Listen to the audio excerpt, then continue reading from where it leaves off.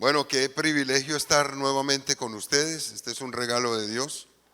Desde el año 2019 no nos podíamos reunir presencialmente y considero una maravillosa oportunidad. Les apreciamos mucho, es la verdad, y anhelábamos estar aquí junto con todos. Yo quisiera hoy compartir un tema corto apoyado en Hechos de los Apóstoles. Entonces le voy a invitar a que usted vaya al libro de Hechos. A ver, Rafa, hazme un favor.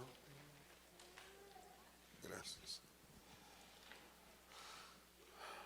El tema lo he llamado Elementos de la Iglesia en tiempos de crisis. Estamos terminando la pandemia. Tenemos un panorama que a veces no se ve como muy claro. Hemos pasado por situaciones difíciles. Algunos, yo me di cuenta, entregaron sus sedes, no han podido volver a tomarlas. Otros padecimos enfermedades, etcétera, etcétera. Y quisiera remitirme al primer pasaje o quizá la primera crisis que tuvo la iglesia, para que nosotros analicemos lo que ellos hicieron y lo tengamos pendiente como modelo. Entonces le voy a invitar a que ustedes vayan a Hechos capítulo 11 y vamos a hablar de la iglesia de Antioquía. Capítulo 11, versículos 19 y 20. Vamos a leer el 19 inicialmente. Disculpen que ya tengo ahora que levantarme los lentes para poder leer bien. Dice así. No, pero es un testimonio. Wildeman se ríe, pero es un testimonio. Está diciendo chicanero. Entonces,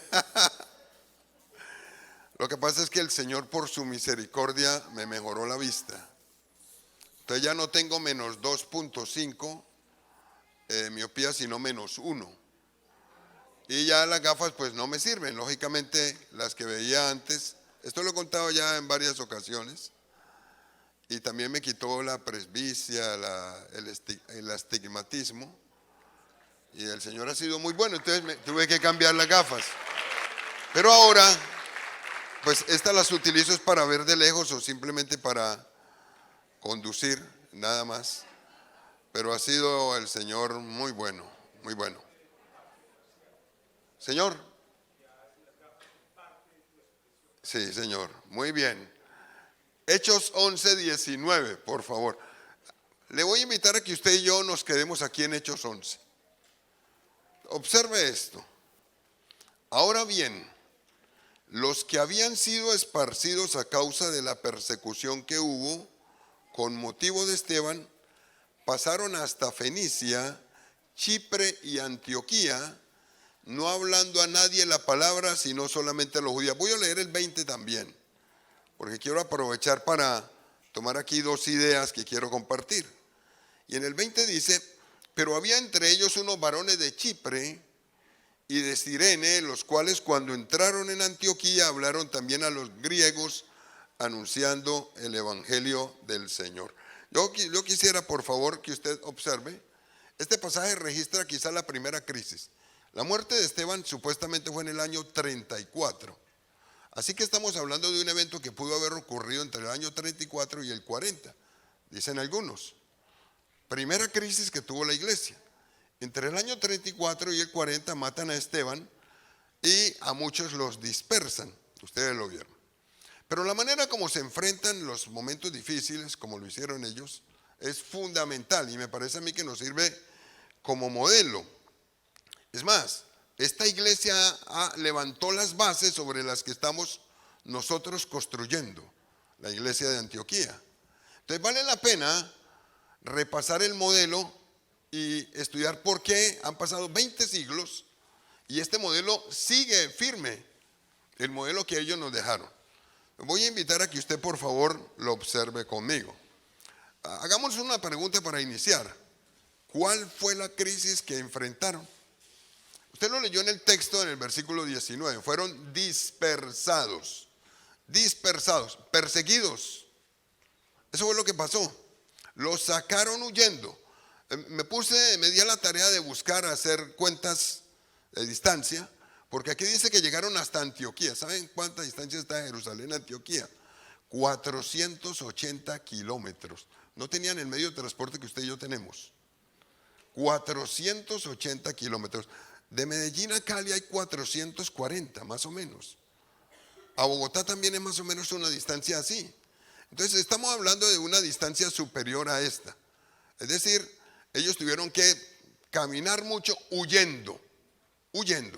Ese es el asunto que quiero, por favor, que ustedes lo tengan pendiente. ¿Qué perdieron? Es como la segunda pregunta que uno se tiene que hacer. Cuando una persona lo sacan huyendo, ¿qué pierde? Pierde muchísimo. Pierde muchísimo. Póngale cuidado a lo que ellos perdieron más o menos. Ellos perdieron los bienes. Perdieron los bienes, ojo. Dejaron lo que tenían, lo tuvieron que dejar y salir corriendo. Perdieron las casas, perdieron los animales. Era una sociedad que dependía bastante de la ganadería, en fin. Lo perdieron todo. Absolutamente todo. Perdieron los empleos. Los que tenían empleos, perdieron empleo. ¿A eso cómo lo podemos llamar? Crisis económica. O sea, pasaron por una crisis económica tenaz porque perdieron todo. En esta época yo sé que muchos de sus discípulos perdieron empleos. Y nosotros sabemos que no es fácil volverse a levantar después de que se pierde lo que se tiene, que es como la base del sostenimiento. Ellos lo perdieron absolutamente todo. ¿Qué más perdieron? Perdieron las familias. A los que eran cristianos les tocó salir huyendo y dejar las familias. Esto sí es crisis. Nosotros hemos visto lo que ha pasado con los venezolanos, los hermanos venezolanos, que muchos han tenido, cuando viajo por carretera los he visto a pie, con su maletica, y ustedes seguramente lo han visto también, y nos hemos dado cuenta que están en una situación bien difícil. Bueno, los cristianos de Antioquía perdieron hasta familia, les tocó dejar familiares, porque los sacaron huyendo. Y perdieron todo lo que a ellos les generaba estabilidad económica. Y volver a comenzar. Pero hay algo que la Biblia dice que no perdieron. Usted no va a notar que en la Biblia diga que ellos se desanimaron. No se desmotivaron, no perdieron el ánimo. Tampoco usted va a encontrar aquí en la Biblia que dice que ellos perdieron, bueno, no perdieron el gozo, que perdieron el valor.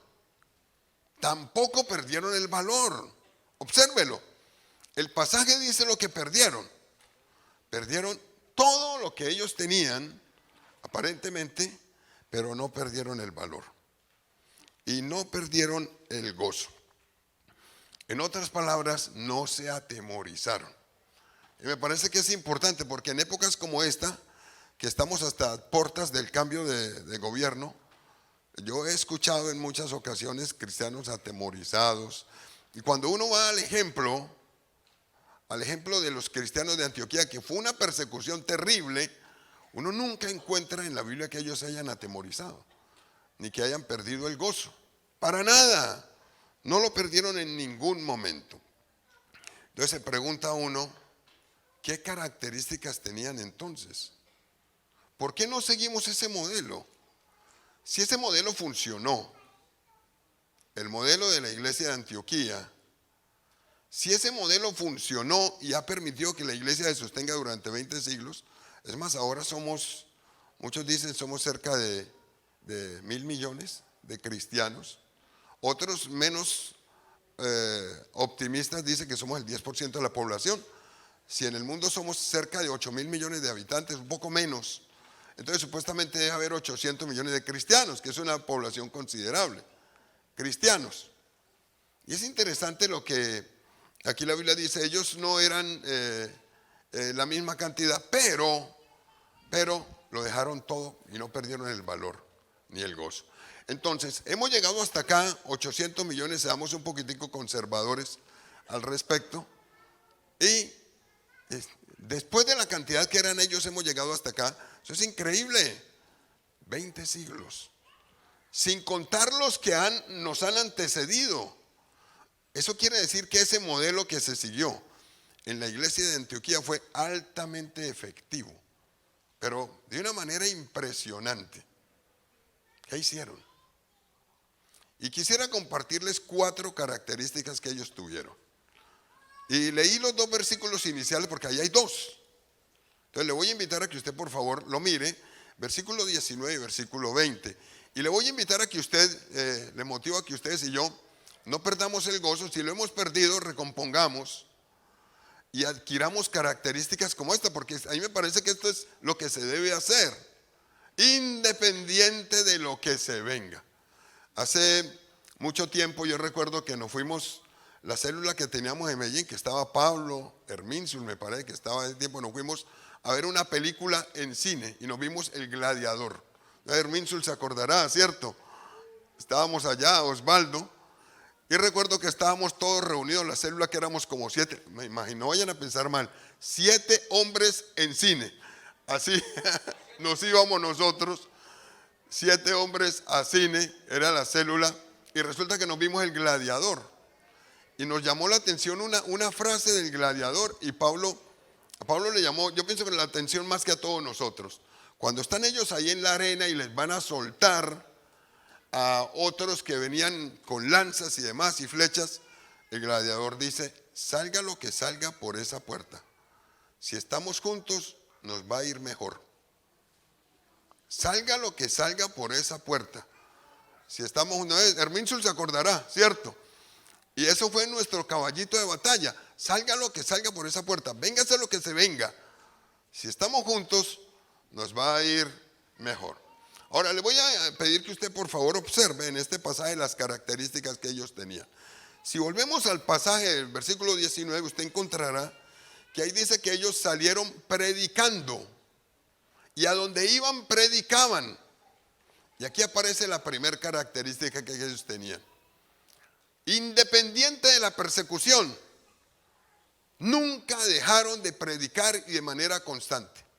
Nunca.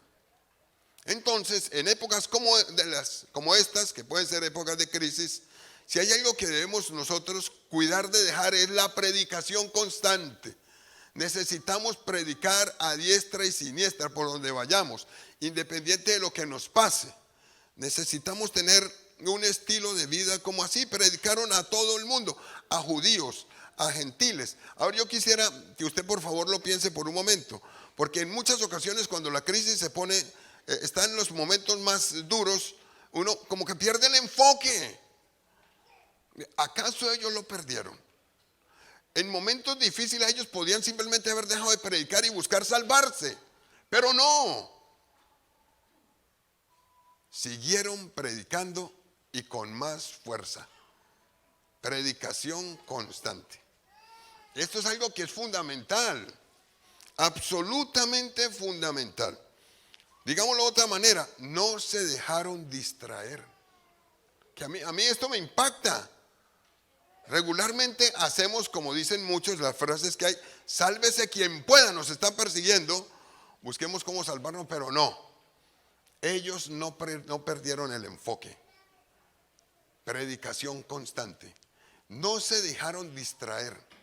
Y me parece que esto es un ejemplo absolutamente para todos. Quiero decirles lo siguiente, hermanos. La tarea hoy es la misma. Exactamente igual. No hay otra forma. No hay otro modelo.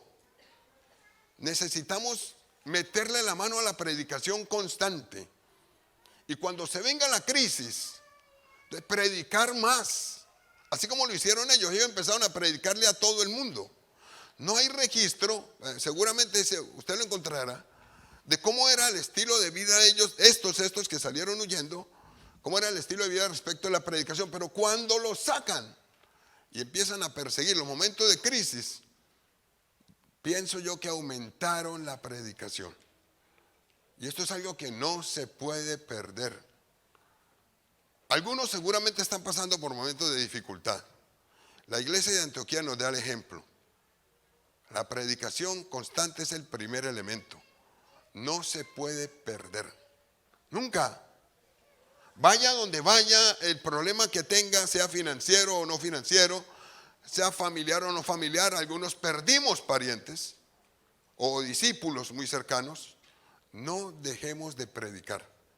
de manera constante. Ellos lo hicieron y me parece sumamente interesante. Yo voy a hacer referencia a este modelo porque es un modelo que me llama mucho la atención. Voy a usar un par de textos, pero quisiera usar el de 2 de Timoteo. Si usted me ayuda a buscarlo, capítulo 4, versículo 1 y 2. Pablo también vivió momentos de mucha dificultad. Fue un poco después, fue en esa época, estaba empezando Pablo su ministerio. Pero Pablo, cuando le escribe a la iglesia de Timoteo, que fue años después, nos da esta instrucción. Dice así, en 1 de Timoteo, en 2 de Timoteo 4, 1 y 2 dice: te encarezco delante de Dios y del Señor Jesucristo, que juzgará a los vivos y a los muertos en su manifestación y en su reino, que prediques la palabra, que instes a tiempo y fuera de tiempo, redarguye, reprende, exhorta con toda paciencia y doctrina. Y este texto a uno le enseña, porque este texto es para todos nosotros. Y está haciendo un ruego al apóstol Pablo. No voy a profundizar mucho en él para no salirme de Hechos, que es el pasaje central. Pero por favor, si hay algo que no se puede perder es el enfoque. No podemos perder el llamado. Hemos sido llamados a predicar el evangelio. Esa fue la primer característica de la iglesia. Y es algo que nunca se puede perder. Vuelvo a decírselo, pase lo que pase. Véngase lo que se venga. Hay muchas expectativas respecto a lo que se va a venir. No solamente por el cambio de gobierno, sino por todas las noticias que hay de la recesión económica que se va a venir, etcétera, etcétera. No dejemos de predicar. Ahora vamos a la segunda característica o segundo elemento de la iglesia. Si ustedes se fijan nuevamente en el pasaje de Hechos, Hechos capítulo 11, estamos ahí, Hechos capítulo 11, leíamos el versículo 19 y en el 20 hay una pista más, algo más que a uno le enseña. Observe esto. En el 20 dice: pero había entre ellos unos varones de Chipre y de Cirene, los cuales cuando entraron en Antioquía hablaron también a los griegos anunciando el evangelio del Señor Jesús. Segunda característica, anunciaban el evangelio del Señor Jesús. Entonces aquí viene la segunda característica, eran cristocéntricos, no estaban hablando de nada más. El mensaje era absolutamente cristocéntrico. Ojo, no dejaron de predicar y era un mensaje cristocéntrico. Lo digo porque dentro de todo el abanico de oferta que uno tiene, a veces uno pierde esto y predica de estrategias, predica de libros. No, por favor, ustedes me respetan, si me perdón si de pronto se siente redarguido. Predicamos de personas. En fin, le hacemos énfasis a mucha cosa y el mensaje a veces deja de ser cristocéntrico. Resulta que algo fundamental para ellos es que ellos definitivamente, ellos exaltaban solamente a Jesucristo y hablaban solamente del Señor Jesús.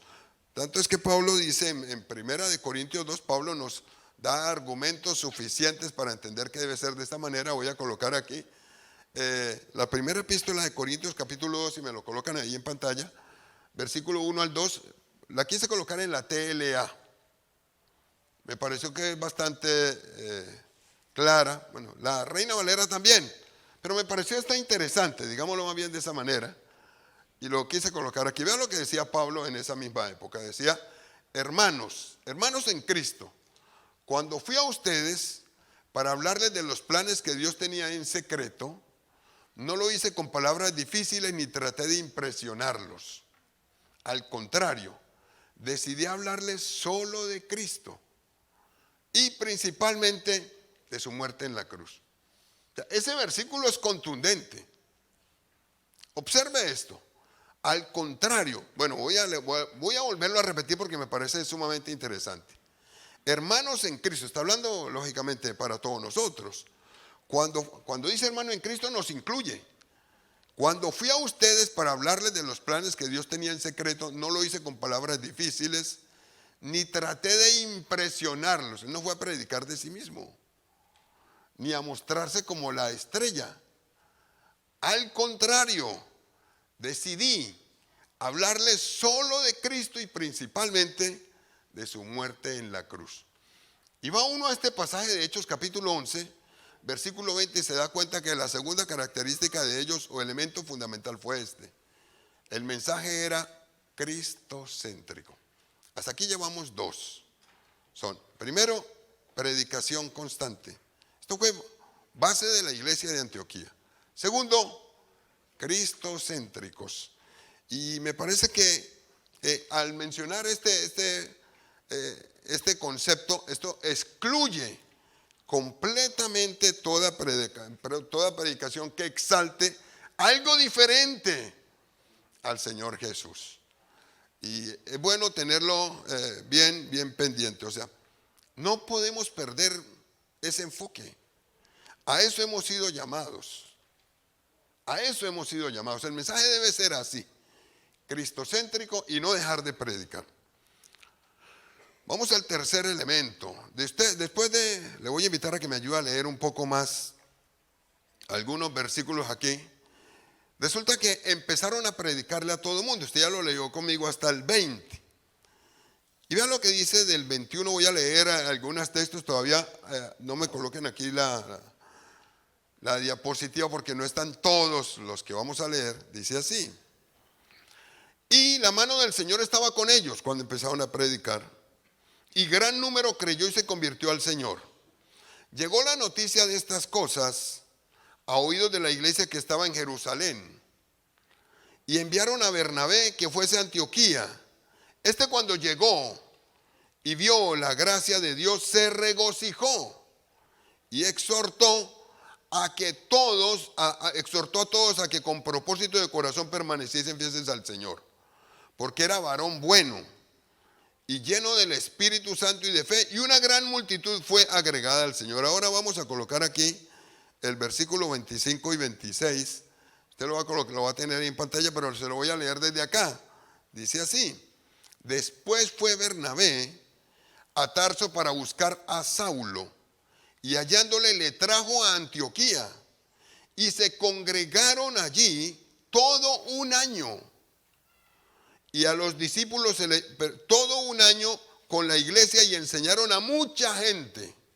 Y a los discípulos se les llamó cristianos por primera vez en Antioquía. Observe lo que hicieron. Y esto me parece también sumamente interesante. Bueno, no sé si cuando apagan las luces a uno le da como sueño allá. A mí me pasa, ¿cierto? Es mejor que las encendamos. Ah, no se ve. Ah, bueno.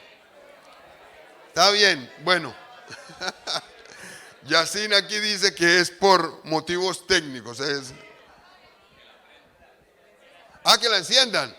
Bueno, ¿quién la enciende, por favor, la luz? Si me ayudan a encenderla. ¿Quién? No sé quién la bajó. ¿Quién? No. Bueno, ¿qué vamos a hacer? No, es mejor encendida. Vean lo que están diciendo. ¿Llamemos a quién? A Chávez. Está bien. Bueno, que me ayuden, por favor, alguien que me ayude. Pero bueno, vamos a avanzar mientras tanto. Esto me parece interesante. Observe esto tan interesante. Va Bernabé, y Bernabé, cuando ve el ambiente que había, dijo: no, aquí hay que hacer algo. Y se fue por Saulo. Y en la Biblia dice que llegan allá y se dedicaron a entrenar a los demás. Entrenarlos. Y el texto dice que lo hicieron durante todo un año. Y la Biblia entonces no está exagerando. Fue un año. Me imagino yo a Pablo y a Bernabé dando citas y discipulado a todo el mundo. Tanto es que el texto dice, repasándolo nuevamente, dice: se congregaron allí durante todo el año con la iglesia y enseñaron a mucha gente. A mucha gente. Establecieron una academia de formación. Eso hicieron. O sea, se dedicaron al discipulado. La Biblia no está exagerando cuando dice que fue todo un año, y que ellos se dedicaron a enseñarle a mucha gente. Y si dice mucha gente es porque realmente era mucha gente. Se dedicaron a enseñarle a todo y lo hicieron de manera exhaustiva. Es lo que yo entiendo. Se dedicaron a hacerlo de una manera impresionante. Tercer elemento, la edificación. Trabajaron el discipulado. Hoy en día no le prestamos atención en muchas ocasiones. Pero uno encuentra que la iglesia de Antioquía desde el principio se dedicó al discipulado. Y el discipulado constante y un discipulado exhaustivo. O sea, no dejaron de hacerlo. Usted no va a encontrar un texto en la Biblia en el que diga algo diferente.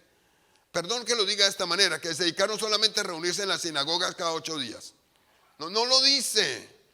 Aquí claramente dice que ellos se dedicaron de una manera intencional a discipular y a enseñarle a mucha gente. Y esto me parece a mí que es clave. Es absolutamente clave.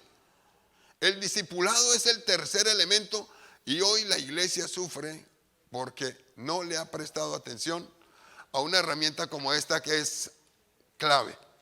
Discipulado. La formación, el formar a los demás. El enseñarle lo que yo he aprendido y lo que yo he recibido y se debe transmitir y hacerlo de una manera ordenada. Un año, el trabajo debió haber sido impresionante. Un año entero formando a los demás. Cuando uno va y se da cuenta del resto de textos de la Biblia, se da cuenta que no solamente lo hicieron ahí, a donde iban hacían lo mismo. El secreto fue el discipulado. Y el discipulado es un elemento que no podemos perder de vista. Nunca lo podemos perder de vista. Y aparece un resultado.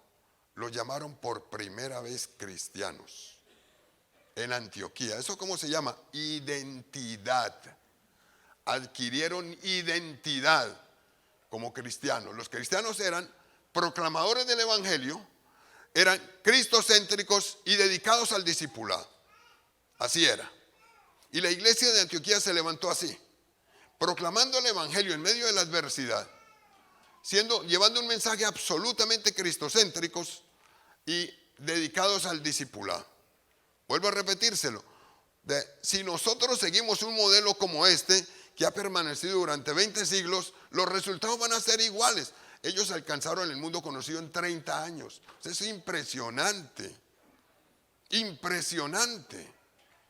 Pero dedicados al discipulado, a la edificación.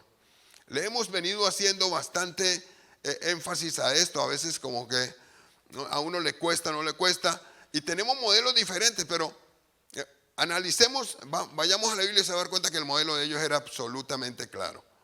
El discipulado es fundamental, fundamental. En este tiempo de estar 4 años sirviendo al Señor aquí en la presidencia, he tenido dificultad con este aspecto porque pues, ya no puedo discipular igual. A mí me formaron así. ¿Cómo me formaron a mí? Dándome citas y enseñándome desde lo básico, sentándome, era cada 8 días, enseñándome los fundamentos y todavía lo hago y busco quien me enseñe. Y fue altamente productivo. De todos mis amigos, los que estábamos conmigo en aquella época y que fuimos formados de esta manera, la mayoría estamos. Y muchos sirviendo al Señor. Mi hermano, por quien yo no confiaba en que fuera a servir al Señor, que fue formado también de la misma manera, un año menor que yo, está sirviendo al Señor. El discipulado es clave. El tercer elemento de la iglesia era este. Se dedicaron a discipular. Muy bien, como les dije que no iba a ser tan largo, vamos con el cuarto. Del 27 al 30. Hechos 11 del 27 al 30, dice así. En aquellos días unos profetas descendieron de Jerusalén a Antioquía. Y levantándose uno de ellos llamado Agabo, daba a entender por el Espíritu que vendría una gran hambre en toda la tierra habitada, la cual sucedió en tiempo de Claudio. Entonces los discípulos, cada uno conforme a lo que tenía, determinaron enviar socorro a los hermanos que habitaban en Judea, lo cual en efecto hicieron enviándolo a los ancianos por mano de Bernabé y de Saulo. No voy a hacerle énfasis a la ofrenda que llevaron, si era generosa seguramente o no, sino que aquí me impacta algo. Hacían caso a lo que el Espíritu Santo les decía por medio de otras personas. Eso es increíble. Manda el Señor un profeta llamado Agabo y da un mensaje y les dice, va a venir una crisis, y creyeron. Bueno, no estoy diciendo, era un profeta reconocido, en otra parte de la Biblia también aparece. Pero viene el cuarto elemento, ustedes lo van a encontrar más adelante, se lo voy a leer. En el capítulo 13, versículo 1 y 2, así era como ellos se movían también. En el 13, Hechos 13, 1 y 2, 1 al 3 dice, había entonces en la iglesia que estaba en Jerusalén profetas y maestros, Bernabé, Simón el que se llamaba Níger, Lucio de Cirene, Manaén el que se había criado, junto con Herodes el tetrarca y Saulo. Ministrando estos al Señor y ayunando, dijo el Espíritu Santo, apartadme a Bernabé y a Saulo para la obra a que los he llamado. Entonces, habiendo ayunado y orado, les impusieron las manos y los despidieron. Este es el cuarto elemento. Tenían una conexión fundamental con el Espíritu Santo. Esto es clave. Oraban y tenían conexión con el Espíritu Santo. Y funciona. Fue tanta la dependencia que ellos tenían del Espíritu Santo que la iglesia se movía bajo su dirección.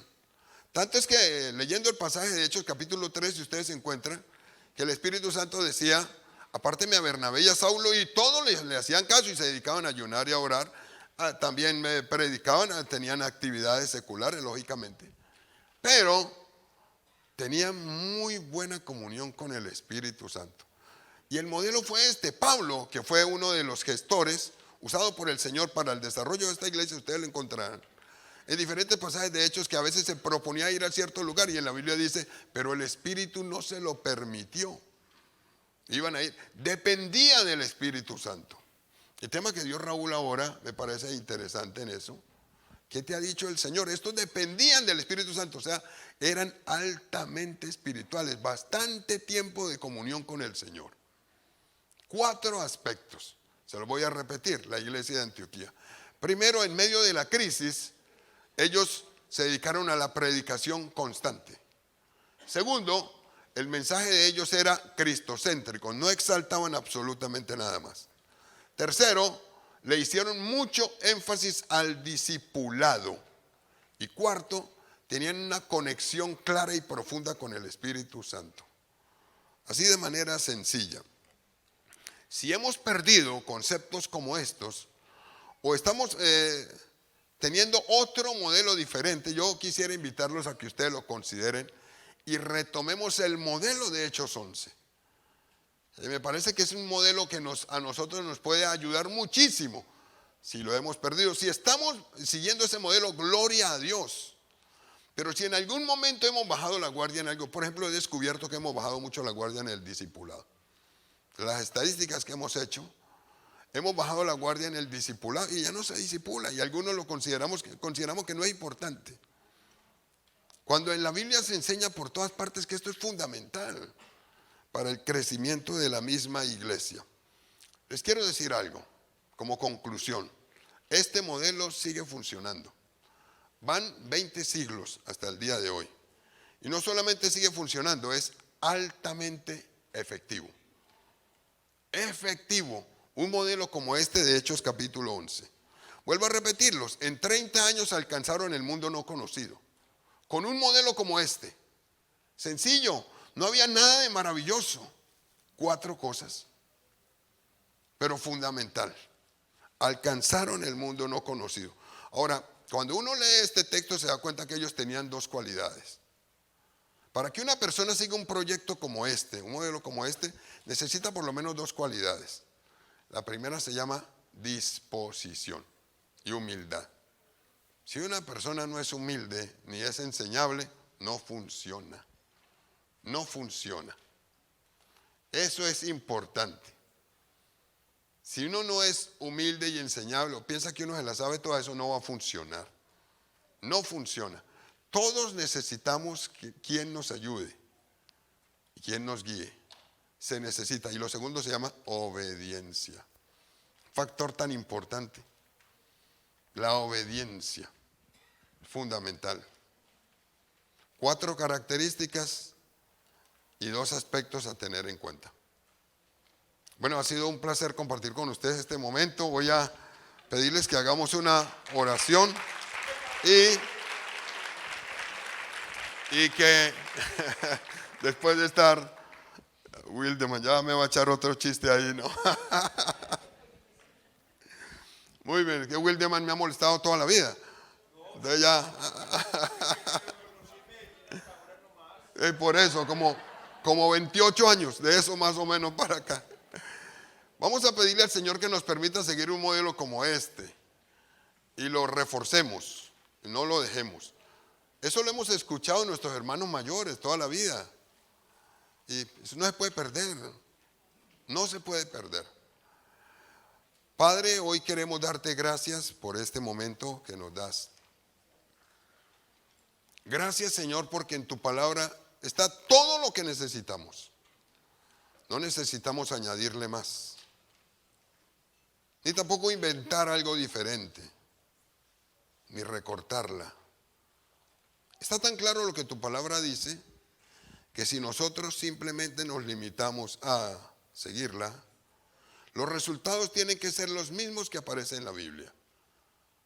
Hoy yo quiero pedirte por este cuerpo, por mis hermanos, por mí, por mi esposa, que nos permita seguir un modelo como este. El modelo de la iglesia de Antioquía, que ha sido altamente efectivo, 20 siglos, y la iglesia sigue firme. Ayúdanos, Señor, independiente de lo que se venga, de la crisis que podamos tener o económica, o por donde se venga, hasta familiar, a concentrarnos en predicar y predicar de Jesucristo de manera constante.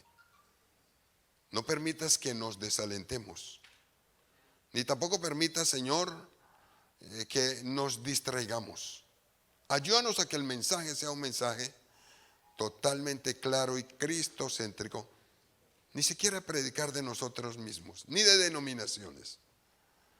Necesitamos exaltar a Jesucristo el Señor todos los días de nuestra vida. Y también voy a invitarle a que usted y yo le pidamos al Señor a que nos permita ser enseñables y renunciar al orgullo, a la altivez, la soberbia, al pensar que me las sé todas. Y nos permite el Señor entender que necesitamos los unos de los otros y necesitamos recibir tu instrucción. Y que tu modelo para la iglesia de Antioquía fue este. Se dedicaron al discipulado y la iglesia se levantó. Por favor, ayúdanos a seguir modelos como este y a trabajar fuertemente el discipulado, a buscar a los que tú nos das y guiarlos de manera ordenada como lo hemos venido haciendo hacia ti, para que ellos maduren, sean perfectos en Cristo Jesús. Te pido también que nos permitas depender del Espíritu Santo completamente. Oro pidiéndote que a todos nos permitas tener una muy íntima comunión con el Espíritu Santo y nos guardes en el nombre del Señor Jesucristo. Amén. Amén, amén, amén. Gracias. Bueno, un privilegio compartir este espacio con ustedes y que estén aquí en nuestra tierra. Dios los bendiga. Amén. Fuerte ese aplauso.